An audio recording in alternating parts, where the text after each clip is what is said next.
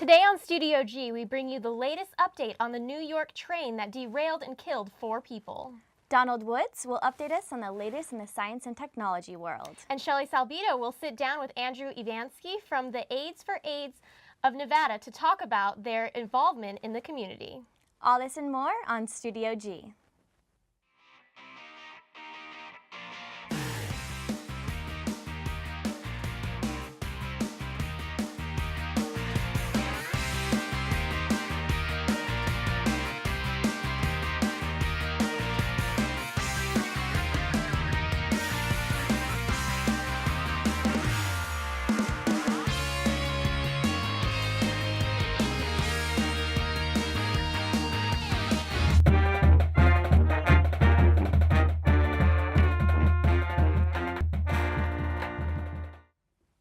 Good afternoon, I'm Elena Ledbetter. And I'm Ashley Schaefer. According to federal safety officials, the commuter train that jumped its tracks in New York this past weekend was going 3 times the posted speed when it derailed, killing 4 passengers. The train was going 82 miles per hour around a 30-mile-per-hour curve. William Rockefeller, the conductor of the train, said that he had slammed on the brakes, but it failed him. He is going through drug and alcohol testing, and his cell phone will be looked at to see if he had been on it while manning the train.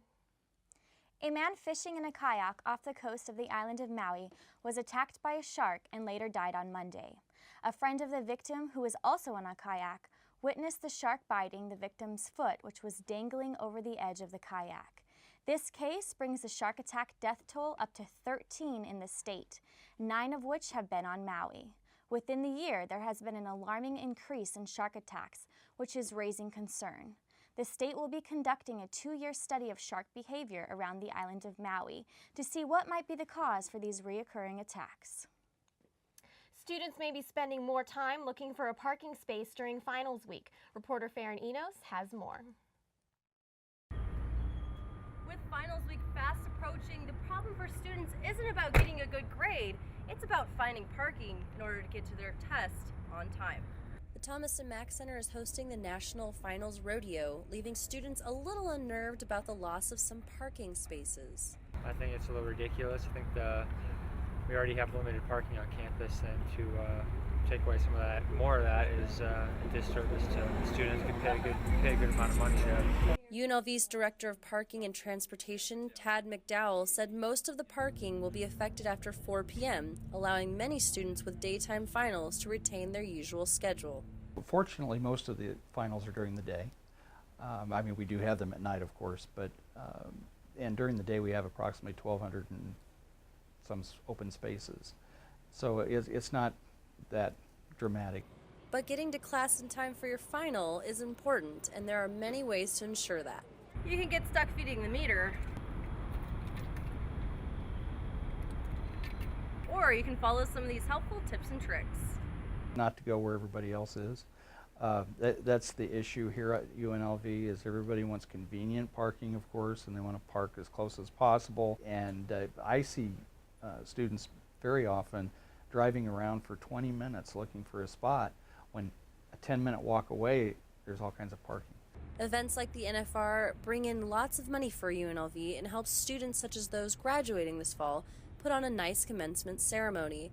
And McDowell says UNLV parking always tries to put students first. I know it's very frustrating for students to arrive on campus and there's some big event going on and you have a lot of spaces taken up. But at the same time, we do send out notifications to all the students. For instance, with the NFR, we send it out on rave. We send it out to all the permit holders and all the staff and faculty as well.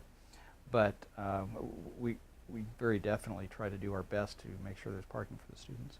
For Studio G, I'm Farron Enos. The NFR will be occupying the Thomas & Mack Center until Sunday, December 15th. And any question regarding the traffic and parking situation can be answered by the Parking and Transportation Services Office at 702-895-1300.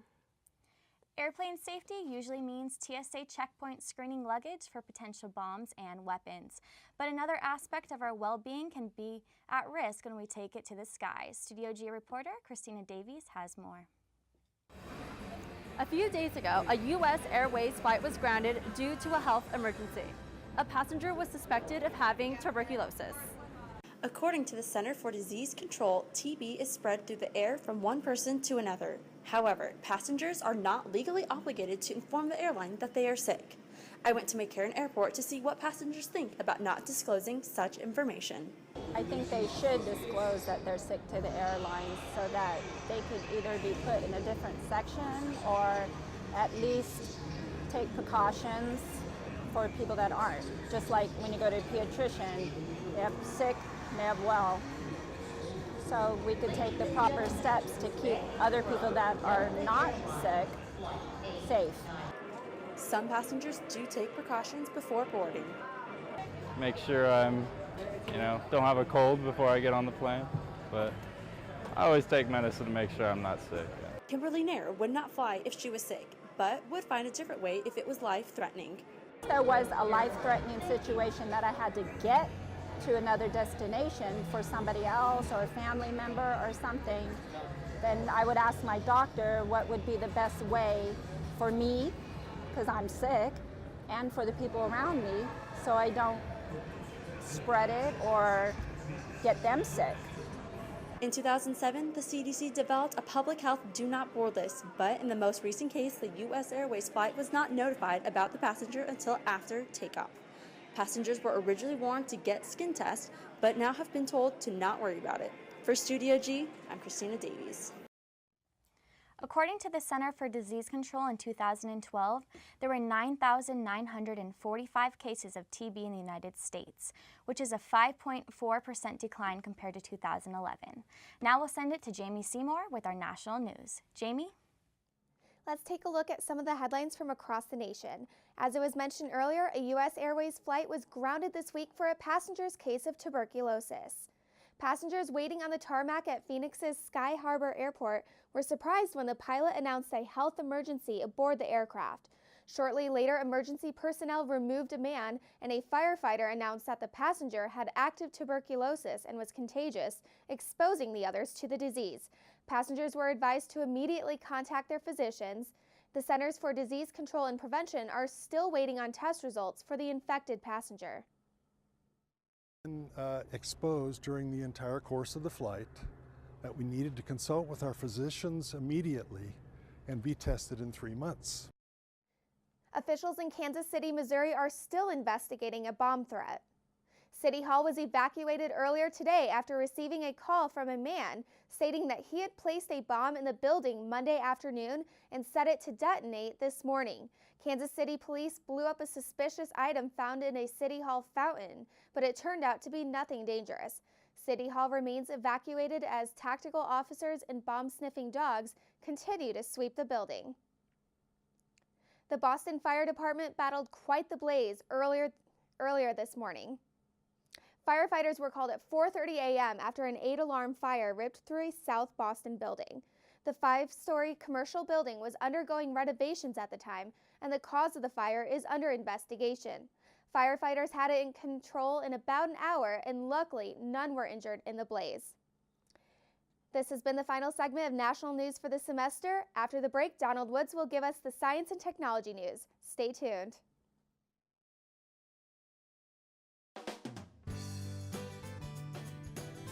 Your community's farmers market. Welcoming, lively, friendly. A place where neighbors and friends come together to celebrate their community. With over 50 vendors, organic, sustainable, fresh produce are available just for you. Support and buy local at Fresh 52. My name is James Grant. King Louie here. This is Jennifer. Crystal May Maguerza. I'm Savannah. Zoe here. This is your boy Miles Lowe. Christian FGY. Kaylin Hype. And I'm Jay Luna. My Mind's Music. Gonzo Radio. Combox Radio. Join us for Happy Hour. The Miles Lowe Midweek Show. Ill Vibe Theory. On KUNV. KUNV. KUNV. KUNV HD2. 91.5 The Rebel. Broadcast on Revcast.com.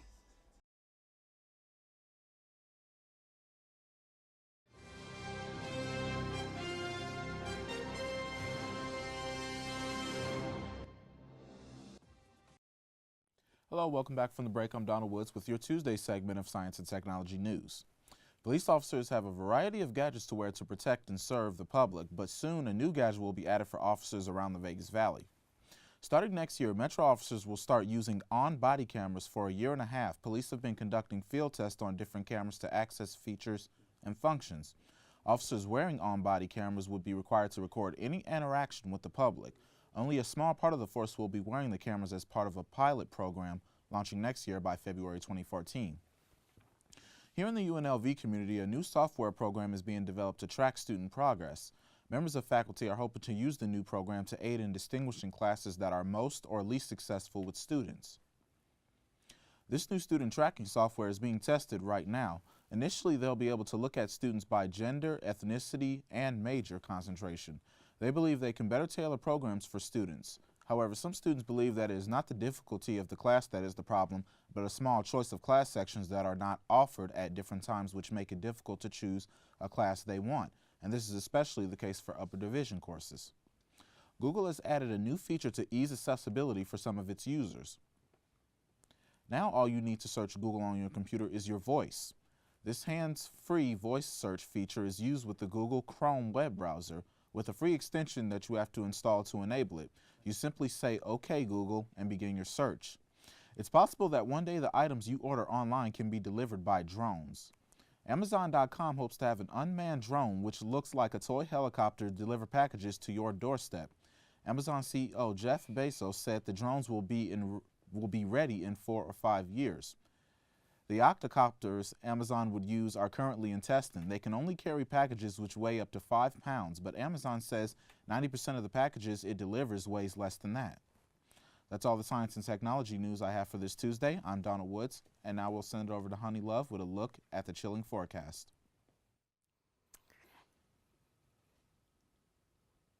Thanks, Don. Good morning, everyone. I'm Honey Love. Today it's 66 degrees, partly cloudy outside, 22 miles an hour wind. There is a wind advisory for the Las Vegas Valley, and it is expected that winds will be up to 55 miles an hour this week. The lows tonight, 45 degrees. Sun will be setting at 4:26 this evening. Current temperatures in other parts, rain down in Reno, up in Reno in 26 degrees, 39 degrees in Medford, and 53 degrees in San Francisco. Okay, now let's talk about this winter storm, Cleon. Cleon is everywhere, bringing snow and rain. People in the South will also see some of that effects of Cleon, and people in the Midwest. They are getting hit with lots of snow, inches and inches of snow. Okay, and current temperature. Yes, this is right. It is 1 degree in Billings, Montana. So they're out there very cold. 10 degrees in Denver. They're getting hit with also some rain and snow. 62 degrees in Albuquerque, New Mexico. Looking at the extended forecast, we're going to drop down to the 40s in Thursday and Fridays, and then the overnight lows of 30s for the rest of the week as well. So it will be getting cold, and we may see some showers on Wednesday. That's all the weather I have for you. After the break, we'll have some retail buzz, so don't go anywhere. We'll be right back. I think what a lot of people don't realize, we provide 1,300 hot meals a day through 3 of our kitchens. We have about 650 people sleeping in beds provided by the Salvation Army every night. We have 127,000 of people that we touch every year. It's huge, and people have no idea that we do more than have thrift stores and ring bells at Christmas. Black Friday kicked off this past week. However, it wasn't your typical holiday shopping season because Thanksgiving fell late this year. Many stores opened Thanksgiving night, dubbed Brown Thursday by some. Retail stores and shopping centers like Town Square anticipated a strong sales weekend. Sales you typically would see from Black Friday on are really starting to creep out there into the stores early. So it's one of those things where there's savings to be had. It's just going to be available earlier than typical. So Mapes also says that they will be expecting a large number of gift card purchases this year. And for those last-minute shoppers, stores are offering a new digital way of giving. Because with one less week, you might sneak up on a few people, and which is why we're actually we introduced a digital e-gift card this year, so you can actually email or text a gift card to somebody. This year, retailers felt the need to kick off the sales on Thanksgiving, but some say it ruined the holiday. That's right, Elena. Many workers were disappointed with having to work on Thanksgiving. Thanksgiving is supposed to be a joyous time spent with friends and family, but this year, shopping seemed to be the priority. Reporter Shelly Salbito has a scoop on how some shoppers felt about this holiday sales this year.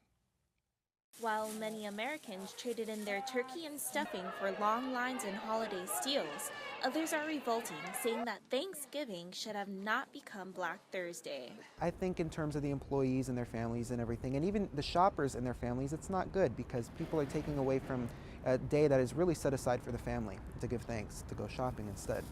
First-time Black Friday shopper Zach Fuentes wasn't the only one who saw this as a disappointment. It just depends on the sales going on, which this year there wasn't really too many big sales, I think. Stores have failed to motivate Americans to spend their money this holiday season. The sales were good, but they weren't as good as we hoped they would be. We actually didn't make our target goal this year, and last year we actually made more, even though we didn't reach our target last year either. So it was pretty upsetting for the most part. Adara DePaulis, along with other Black Friday employees, saw Black Friday sales plummet 13.2% from the previous year to $9.74 billion. But making up for the loss of store sales, Cyber Monday has come to the rescue. Cyber Monday is probably the better bet than Black Friday, and it's just our generation. We're more into the internet than, human interaction. Cyber Monday sales last year hit $1.5 billion, and with the loss of sales on Black Friday, Cyber Monday has definitely made up for that. For Studio G, I'm Shelly Salbito. Online sales rose 21% from 2012, with mobile devices driving more than 17% of online purchases on Cyber Monday. Speaking of mobile technology, there are new technologies that are bringing shopping into the 22nd century. Reporter Bri Padilla has more. As the holiday season kicks into full swing, shoppers have even more reasons to shop till they drop, even on the web. According to a report on CNN, shopping is getting personal for thousands of users through new online technologies. With one new technology, they can even anticipate what you might want. That's Keiko, a cupcake store in San Francisco trying out technologies built by a company called Index. It helps retailers target products to you based on your taste. For Velvet cupcakes, you probably like the combination of cream cheese as well as cocoa cake, and so we would recommend the pumpkin cheesecake cupcake. We kind of look to Amazon as a backdrop for a lot of the things that we do. Amazon's built really an incredible experience online, and a lot of this has to do with their ability to recognize who you are. An experience they want to bring online. Offline retailers need to be able to recognize you really on any channel you engage with them, whether it be online, social, or in-store. The technology, which you opt into, is folded into their payment system to collect your buying behavior. It's also integrated into the store's app, so you'll get push notifications as soon as you enter the welcome back market might suggest a new product, maybe provide me with an incentive to try something new. The Index founders, who were previously behind Google Wallet, said this tech doesn't require a phone to pay. Pull out your phone or your wallet. You walk up, you enter an Index PIN, and you effectively log into the store. Right now, the technology is limited to smaller retailers like Keiko, but the Index founders are hoping that eventually the technology will be in major retailers. And imagine this, by walking into a store, you're actually logging into that store. Ads are getting smarter too. Imagine technology that knows your gender and how you feel. Immersive Labs makes this possible with digital ads on phones or tablets that uses the webcam to analyze your reaction, especially whether or not you're excited by a product. Other entrepreneurs set out to transform the way we pay, actually making less a good thing for people's wallets. Debit cards, rewards cards, gift cards, filled with them. Too many. This is a coin. The connected device digitally combines all your credit cards into one. All these cards are inside my coin. Instead of choosing inside the wallet, You'll be choosing on the coin. Works as an app. Users swipe their cards, take a picture, and keep one card for all purposes. All you ever need is one. With new technologies making shopping faster, easier, and more personal, shoppers can look forward to a streamlined experience. I'm Bree Padilla. Cyber Monday hit last year with more than $1.5 billion in sales, and estimates of this year reach upward of $2 billion. Shelly Salbito will be sitting down with Andrew Ivansky of AIDS for Nevada. Stay tuned.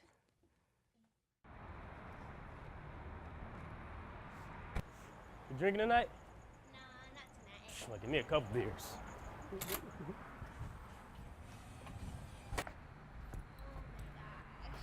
You want some? No, stop. Come on, just take a drink. No. It's just a drink. I have to drive us home. Can you Okay. even walk in a straight line? Yes, want me to show you? Oh, yeah, you're good. Man, what are you talking about? I got this. Just give me the keys, please. I ain't drunk though. This is your house too. Located on the campus of UNLV on Brussels Street sits Housel House, the Center for Social Justice. A place where everyone can participate, explore cultural identity, share different experiences, and learn leadership skills. No judgments. You are accepted, you are important, and you are welcomed. Stand up. Speak out. And change the world.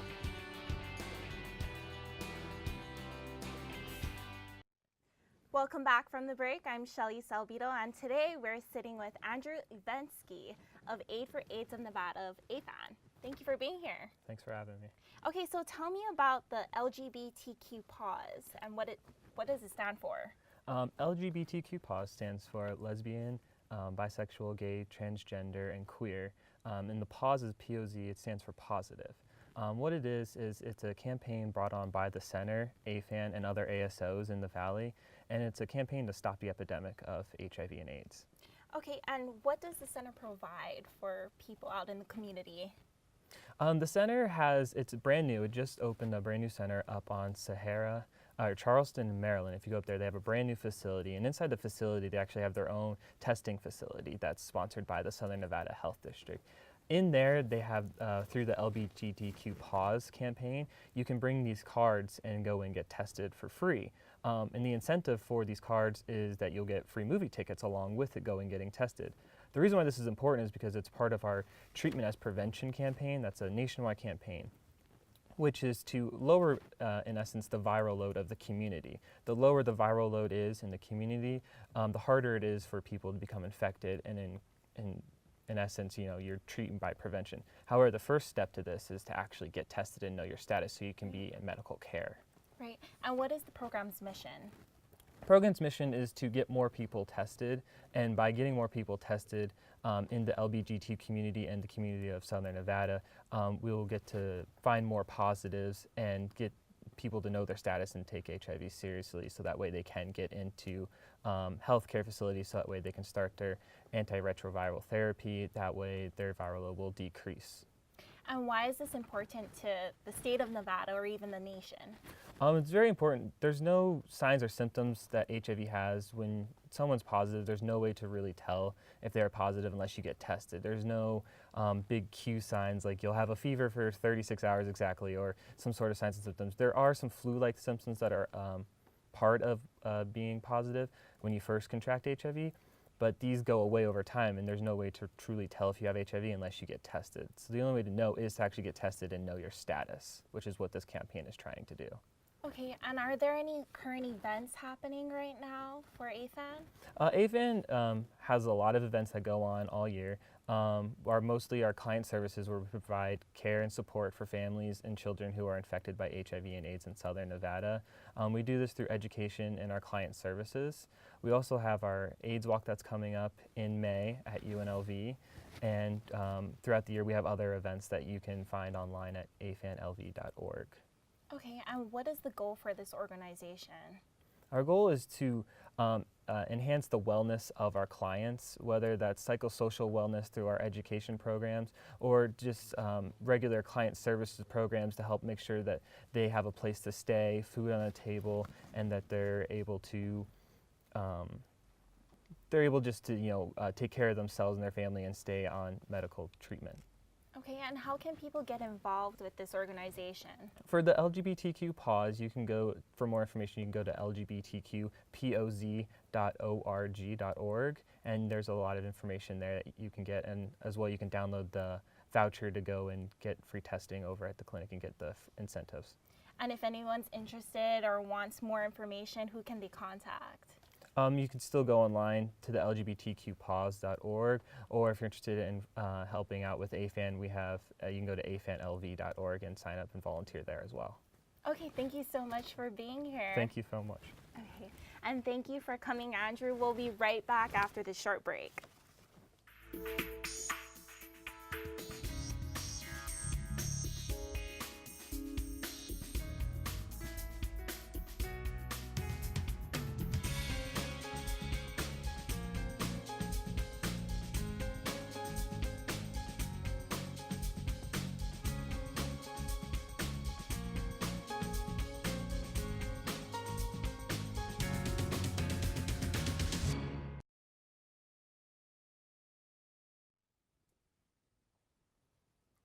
Hello and welcome to the New Year's segment of Vegas Lights, Vegas Nights.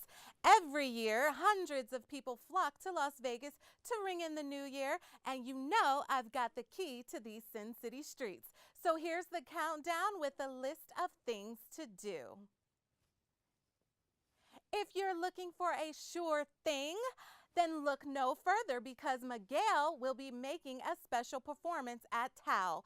Tickets start at $100 for female and $125 for males and include a premium open bar and hors d'oeuvres. Or how about counting down the new year with hip-hop lyricist and movie star Common at the Bank nightclub? Tickets are $50 for ladies and $125 for the fellas. And hip-hop artist J. Cole has proven that it's a Cole world. You can catch him on New Year's Eve performing some of his award-winning hits like Crooked Smile and Power Trip at One Oak inside the Mirage.